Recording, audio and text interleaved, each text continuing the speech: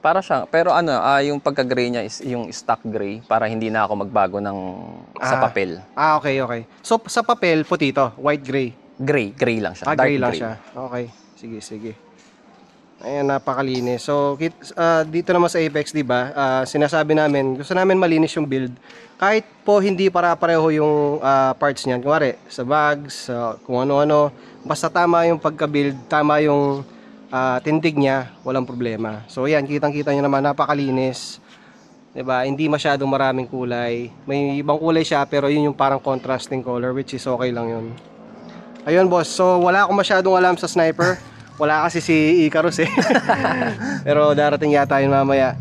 So, syempre, papatulong tayo kung sasabihin niya yung mga pyesa dito, kung anong nakalagay. Syempre, umpisahan natin sa pinakataas. Huwag ito yung X5 to, boss. Okay. So, una tayo sa taas, syempre, ano po yung nakalagay dito, boss?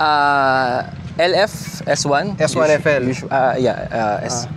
S1FL, then clutch perch. Clutch perch na. Silver pinares ko na siya. Ayun. Kamukha nung nasa bahay to eh. Ilang mm to, boss? 14 mm siya. 14, Okay. yes. So 14 mm na S1FL.